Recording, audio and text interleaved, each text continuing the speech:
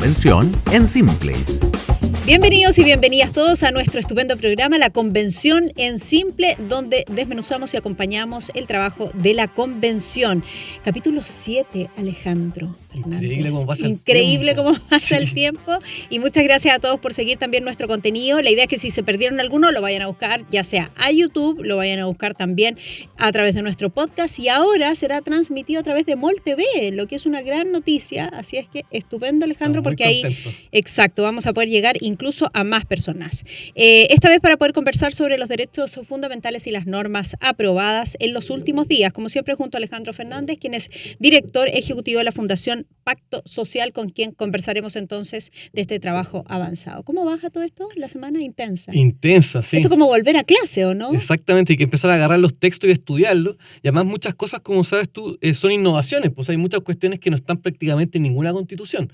Por ejemplo, los derechos a la naturaleza son temas súper nuevos. Claro. Entonces hay poco desde dónde empezar a estudiarlo. Así que no, ha sido súper intenso. Además que nos pegamos un salto en pocas semanas. Ya estamos llegando cerca de los 300 artículos. O sea, fue como muy, muy rápido. Sí, así extremadamente rápido, pero Alejandro haciendo todo allí lo posible para entregarles a ustedes la mejor información y responder a mis preguntas. Y la primera dice así: ¿cuántos derechos se han aprobado y son parte ya del borrador de la nueva Constitución?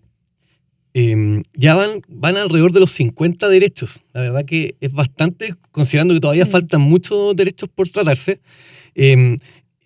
Primero partió la Comisión de Derechos Fundamentales, ¿cierto? Que es la que le tocaba tratar los derechos, y el problema es que quedó sobrepasada de pega, entonces tuvo que distribuirle derechos a otras comisiones también. Así que está avanzando la Comisión de Sistema de Conocimiento, la de Principios Fundamentales, y en general están todas ahí con mucho derecho. De hecho, la Constitución actual, para que te hagas una idea, tiene alrededor de 40 derechos. O sea, ya tenemos más de los derechos que hay en la Constitución hoy día. Así que es un listado muy largo, pero bueno, tiene temas buenos y malos. Sí, lo hemos dicho. Sí. No es una cuestión, no es que lo más simple es lo mejor, ni lo más extenso es lo mejor, ni lo más simple lo peor, etcétera. No podemos hacer esa lectura, pero lo que sí es cierto es que es gran cantidad de artículos y eso implica muchísimo tiempo de conversación para los convencionales. De hecho, hoy día escuchaba a uno de ellos referirse a la escasez de tiempo que han tenido ellos para debatir y conversar tranquilos respecto de las ideas antes de llegar a la formulación de cada una de estas normas y derechos. ¿Qué efecto tiene si reconocer tantos derechos en la Constitución? Sí, hay dos temas aquí bien interesantes, Sole. Por un lado, claro, voy a partir por el lado positivo. Es que al establecer derechos, al menos le estás dando como una digamos, orden, por decir así, ¿cierto? De que en el futuro el Estado le dé prioridad, ¿cierto? El Estado entendiendo los gobiernos, también los congresos. Y en ese sentido es bueno. Cuando uno pone, por ejemplo, el derecho a vivienda, uno diría, bueno, van a tener que tratar el derecho a vivienda futuro en las leyes y darle presupuesto. Ahí pusiste un súper buen ejemplo, solo recordemos que no está contemplado en la actual Constitución, sí se está contemplando en la nueva Constitución. Exactamente. Y ahí me explicaste además que es importante que estén esos derechos porque tienen la prioridad, como los recursos son escasos, es decir, uno debiese mirar la Constitución para ver cuáles son prioritarios. Exacto. Bueno, el problema justamente, Sol, es cuando hay muchos derechos, porque esta puede llegar a 70, 80 derechos que al final cuesta priorizar, ¿cierto? Es distinto cuando hay 15, 20 derechos, cuando tienes 80. Entonces, ahí también hay un problema que se pierde cuando hay un listado muy grande de la priorización. Y el otro tema que es bien importante es que tú, a la medida que vas estableciendo que el Estado garantiza esos derechos, tú le vas dando un espacio de influencia muy alto. Le vas abriendo puertas. Entonces, al final, claro, es positivo porque el Estado dice que va a ser responsable, pero por un lado pasa que no se logra ser responsable todo lo que se quisiera, ¿cierto? Porque sabemos que tiene limitación en recursos, pero además se termina metiendo en materias que muchas veces no le corresponde al Estado, y metiéndose en temas que tienen que ver con decisiones de la familia o del mundo del emprendimiento, la sociedad civil. Entonces, ese tema sí hay riesgo, y de hecho hay un estudio bien interesante que lo estuve revisando el fin de semana, que muestra incluso que muchos países que tienen sistemas autoritarios tienen más derechos y que países, en cambio, con democracias plenas tienen menos derechos. Obviamente siempre hay excepciones de un lado u otro, pero por ejemplo Venezuela, que tiene, no sé cuánto eran, cerca de 90 derechos, 82 derechos, o el caso de Nicaragua también, que anda alrededor de los 80 derechos, son gobiernos propiamente autoritarios, ¿cierto? Sin duda. Y al revés, en el caso, por ejemplo, de Australia o Austria, que son países con democracias plenas, que se dice, tienen muy poquitos derechos, andan alrededor de los 10, 15 derechos. Obviamente, como digo, no significa que porque pongamos 80 derechos nos vamos a transformar en autoritarios, pero tiene que ver con extender el poder del Estado. Sí. Entonces es importante, los derechos y libertades, como lo hemos visto antes, lo principal es limitar el poder del Estado justamente, ¿cierto? Protegernos del poder del Estado, que es muy grande. Si en cambio nos llenamos de derechos, que finalmente permiten influir en todos los ámbitos de nuestra vida, estamos yendo contra el sentido propio de la Constitución. Lo entiendo, porque se van abriendo más puertas efectivamente para el Estado. Vamos a la tercera pregunta, Alejandro. A los derechos propiamente tal. Hablemos de los derechos de grupos excluidos, como niños, niñas y adolescentes, los adultos mayores, personas con discapacidad, pueblos originarios, que ha sido algo que se ha estado mencionando últimamente. Es más, la Defensoría de la Niñez está en una posición bien potente, ¿no? Respecto de por qué no se han protegido los derechos de los niños y de las niñas en nuestro país. Sí, por eso es bueno partir por ahí, porque de hecho una de las críticas que yo hice antes fue que justamente como los niños más vulnerables, por ejemplo, no habían sido prioridad, ¿cierto?, los derechos que estaban aprobados. Así que en ese sentido, al menos una noticia positiva es que se estén abordando este tipo de población. Ahora, primer punto negativo es que estos temas no los está viendo la Comisión de Derechos Fundamentales. ¿Y cuál es el problema? Que básicamente los que están haciendo todas estas normas no escucharon a los expertos, ni a nadie, ni a la sociedad civil, porque los que lo escuchó fue la Comisión de Derechos Fundamentales. Y ahí yo creo que hay un problema de, como digo, de participación. Ahora, cosas positivas. Yo voy a ver, por un lado, los niños, niñas, adolescentes, más allá del detalle de las normas, establece que es un deber prioritario, ¿ya? Y eso creo que es positivo, porque establece muchos derechos sociales, pero en el caso de los niños, niñas y adolescentes, en particular, reitera, pone mucho énfasis en la prioridad, ¿ya? ¿Y a ti eso te parece correcto? Me parece correcto, sí, me parece muy correcto. Así lo dicen también los tratados internacionales, o la propia, no sé, UNICEF, o la propia ONU, por citarte organismos internacionales en los que participan muchos países. No estamos solo nosotros ahí, y efectivamente dan prioridad a estos grupos. Exactamente, pero hoy día no lo reconocía en nuestra Constitución. Políticamente por 30 años no fueron prioridad, ¿cierto? Okay. El Sename estuvo totalmente olvidado, entonces así como un elemento relevante políticamente es la prioridad, me parece bien. Otro grupo excluido son las personas mayores, ¿cierto? Los adultos mayores, donde principalmente reconoce que tienen derecho igual que todo el resto de las personas. Es bastante acotado lo que hace y habla de tener una vejez digna, que es bastante genérico, y claro, uno diría que los otros derechos sociales como las pensiones o la salud finalmente se hacen cargo previamente de la vejez digna, ¿cierto? Claro, pero una vejez digna queda a discreción. Sí, queda bastante amplio, como digo, mira, no es malo, pero aporta poco. Si tú me dices como qué impacto tiene ponerlo, no demasiado. En el caso, en cambio, de las personas con discapacidad, también me parece que hay un elemento interesante, principalmente el tema de la accesibilidad, sí, que se establece expresamente. Yo lo encuentro muy, muy importante, porque bueno, tú sabes, cuando uno anda en la calle, ¿cierto?, dentro de un supermercado, en un mall, un montón de espacios, es muy difícil. Yo me pongo en el lugar, digamos, de una persona con discapacidad, es muy difícil moverse, ¿cierto? Por no decir imposible en muchas áreas. De hecho, a mí me pasó como teniendo guagua, que ando en el coche, claro. Me he dado cuenta de lo difícil que es andar con coche en muchas partes. Imagina una persona que usa silla de ruedas, es súper complicado acceder a muchos lugares. Entonces, ahí, por ejemplo, creo que hay un avance importante, y eso obviamente tiene que traducirse nuevamente en leyes, en políticas públicas, en recursos, pero por lo menos yo creo que van en una buena línea. Ya, en una dirección correcta, entonces. Sí. Otro grupo excluido. Pueblos originarios. Pueblos originarios, que ahí ese es un concepto que lo pusimos para englobar estas poblaciones, no es que esté establecido así expresamente en el texto de la Constitución. Ahí yo diría que la Constitución va mucho más lejos. Claramente, si uno empieza a mirar, hay muchas normas que tienen que ver con los pueblos originarios, ¿cierto? Por ejemplo, partamos por el derecho a la libre determinación, que principalmente tiene que ver con el autogobierno, ¿cierto? El derecho al autogobierno, y también tiene que ver, por ejemplo, al derecho a tener un sistema de justicia y leyes, normas, digamos, más que leyes propias. Ahí hay un tema súper relevante en términos como de derechos. También hay cosas que tienen que ver con las consultas que hemos hablado antes, estas consultas vinculantes, o sea, se las reconoce como derecho a los pueblos originarios que cada vez que el Estado central, digamos, o incluso la región autónoma, toma una decisión que le vaya a afectar sus derechos, tiene que consultarle. Y si están en contra, no se le aplica ese derecho. Esa medida, perdón. Por lo tanto, es bastante potente. Lo hemos conversado. De esto, entonces, que tú estás respondiendo respecto de los derechos de grupos excluidos como niños, niñas, adolescentes, adultos mayores, personas con discapacidad y pueblos originarios, ¿podemos deducir también que el haber considerado o no considerado esos derechos tiene que ver con la representación propia que hay en la Convención? Porque uno podría decir inmediatamente a modo de conclusión de que hubo escaños reservados para pueblos originarios que tienen una representación en la Convención que se ha hecho sentir muy potente. Sí, totalmente. Yo creo que es parte de eso. Es parte de eso. La respuesta sí, es parte de eso. Absolutamente. O sea, y además han tenido un peso bastante importante porque son varios escaños reservados, pero además se agruparon con otros movimientos sociales, se articularon. Yo diría incluso también con el Partido Comunista y lograron una masa que no lo lograron los otros colectivos. Ahí ellos, por lo tanto, tienen capacidad para influir en las votaciones bastante fuerte. Entonces, sí, como tú bien dices, claramente hay una relación entre una cosa y otra. Entre una cosa y otra. Sí. Perfecto. Vamos a la cuarta pregunta, ¿te parece? Ya, consulta y todo lo que hay que consultar en el computador, lo tenemos ya estresado a nuestro Alejandro, quien está siguiendo el trabajo de esta convención, y nosotros también, ¿no? Pero él desde la voz experta. ¿Qué otros derechos nuevos se han incorporado al texto? Si quieres te menciono algunos: derechos reproductivos y sexuales, educación integral, identidad, varios relacionados con las violaciones a los derechos humanos, nuevos derechos como la vivienda, el derecho a cuidado, a vivir en entornos libres de violencia, derecho del trabajo y la libertad sindical. Wow. Muchas cosas, ¿no? Sí, muchos. Sí, muchos. a ver, por eso te hice la lista sí. yo antes, que la estoy leyendo. Súper, mira, podemos partir por este primer grupo de derechos que tenían que ver con los temas sexuales, ¿cierto? Y de género. Está el derecho a la educación sexual integral, por ejemplo, que a mí me parece relevante, porque claro, por un lado uno diría está bien que exista educación sexual integral, pero nuevamente acá tiene que ver un poco con el rol que juega el Estado.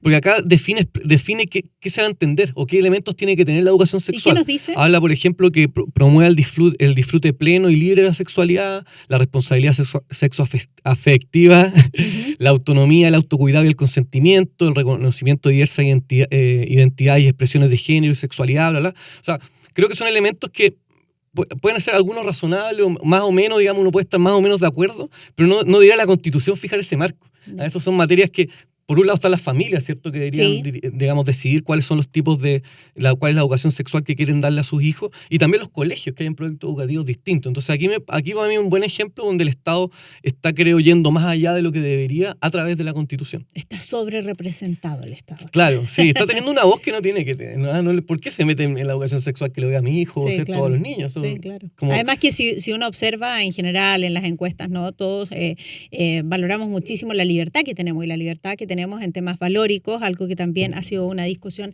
en el último tiempo.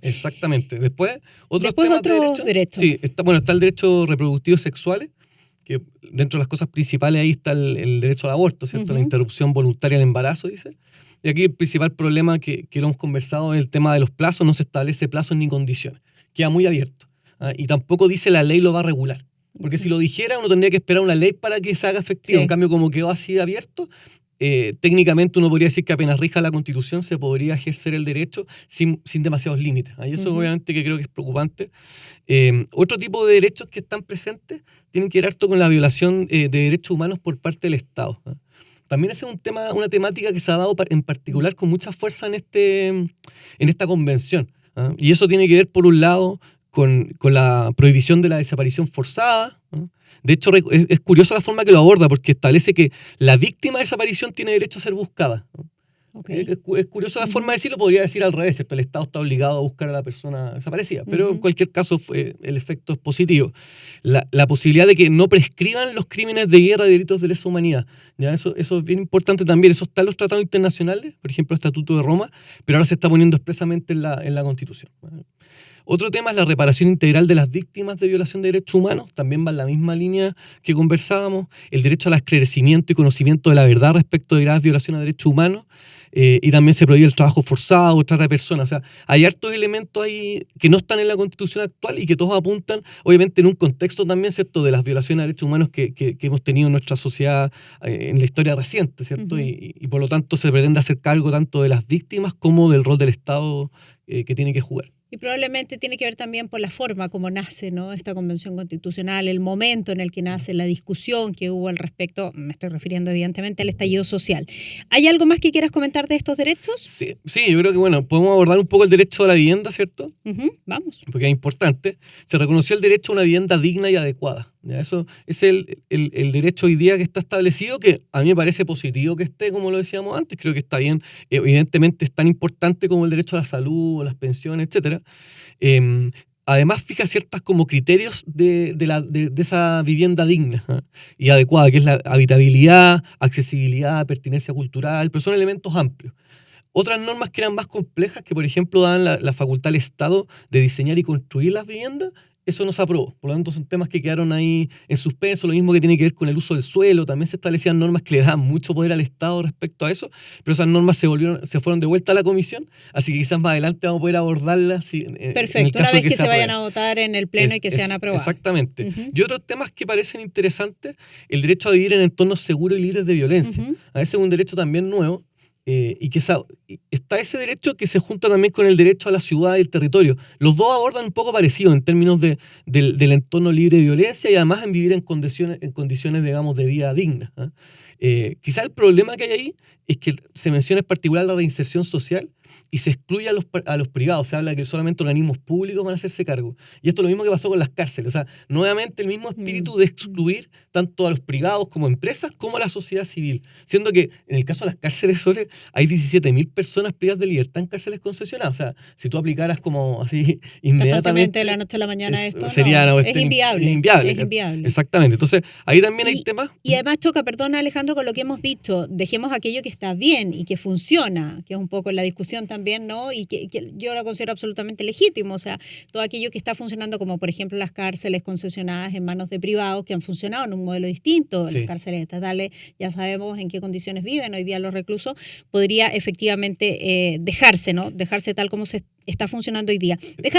¿Querías decir algo? Sí, lo sé. Bueno, es que el listado de derechos es tan largo que quizás vamos a estar como parte 2, 3 y 4. Pero hay uno que a mí me interesa en particular, que son las libertades actualmente reconocidas en la Constitución. Se ha señalado que muchos estarían quedando debilitados, como el derecho a la vida, ya lo comentamos, la libertad de emprender me interesa contigo abordar, y la libertad de expresión. Libertad de emprender primero. Libertad de emprender. Ya, puedo partir por otra antes que me quedó en la cabeza, que es la libertad sindical, que también es un tema relevante, y los derechos del trabajador en general.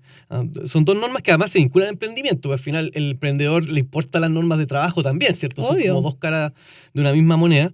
Y en particular hay dos normas que son llamativas. Uno es la participación de los trabajadores en las decisiones de la empresa. Así que establecido. Sí. Es bastante amplio, claro, una ley podría regularlo, pero es complejo. Evidentemente hay que ver ahí hasta dónde puede llegar esa participación. Y lo otro es la negociación que llama ramal sectorial y territorial. O sea, ahí estamos hablando, por ejemplo, imaginémonos que todos los trabajadores de las farmacias, ¿cierto?, se organizan y negocian con las empresas de farmacéuticas, ¿cierto? O sea, las empresas, de las farmacias.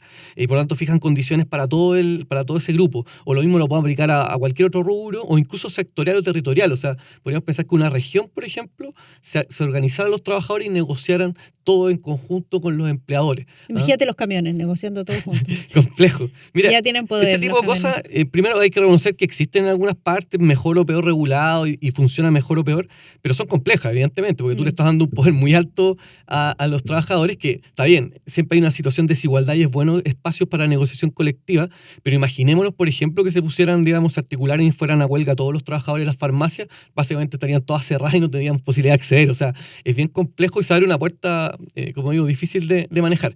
Ahora, lo mismo que te decía yo respecto a los camioneros y las eventuales paralizaciones, algo que hemos visto sectorialmente en el último tiempo en nuestro país. Exactamente. Y además se excluye, o sea, establece el derecho a huelga que hoy día la Constitución no lo permite a los funcionarios públicos. Y eso se sacó. Por lo tanto, los funcionarios públicos podrían también hacer huelga, que también es un tema, una arista relevante. Porque además, con eso me sorprende. Sí, eso ahora no me voy a tus otros temas. A mis dos temas, porque se nos agota el tiempo, pero libertad de emprender y luego libertad de expresión. Libertad de emprender, sí, se ha dicho que queda debilitada. La verdad que creo que es discutible. Hoy día se establece la libertad, la iniciativa de los particulares en la actividad económica y se limita por el orden público, la moral y la seguridad nacional.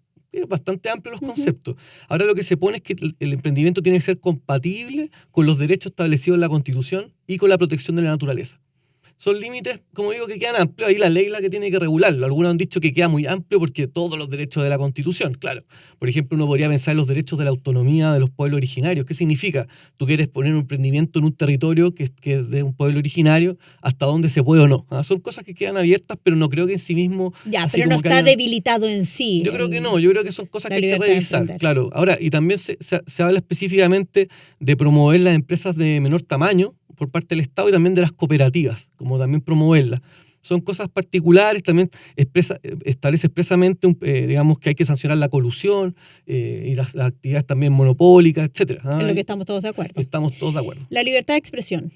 Sí, ese es un tema bien relevante, porque por un lado la Comisión de Derechos Fundamentales lo abordó de buena forma y uno quedó como satisfecho porque estableció en términos amplios la libertad de expresión y prohibió también la censura previa. O sea, tú después tienes que hacerte responsable por lo que estamos diciendo acá, pero nadie te puede prohibir, el Estado ni nadie, que tú lo puedas decir, ¿cierto? A posteriori será exactamente. la sanción. Y eso es un elemento de libertad de expresión fundamental para la democracia, ¿cierto? De hecho, sabemos cuando en los países autoritarios lo primero que hacen es, digamos, afectar esos espacios de cortar la libertad de expresión. Exactamente, principalmente a través de los medios de comunicación. Y acá, pero hay otra norma que se aprobó en otra comisión y que establece dos cosas que quedan bien abiertas que a mí por lo menos no me huelen tan bien.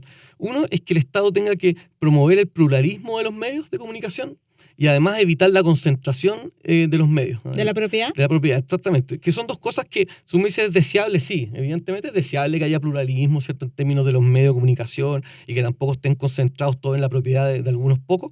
Pero igual son esas típicas herramientas que le das al Estado y que si son mal utilizadas tenemos un problema. O sea, bajo el argumento de la concentración o bajo el argumento del pluralismo de los medios, podrían tomar medidas que muchas veces afecten la libertad de prensa, de expresión y que obviamente afecte la democracia. Obviamente, porque la libertad de expresión es sumamente relevante. No me queda nada, pero gastémonos unos segundos en saber cuáles son para ti y en conclusión los principales avances en derechos fundamentales en el texto y cuáles son los principales problemas.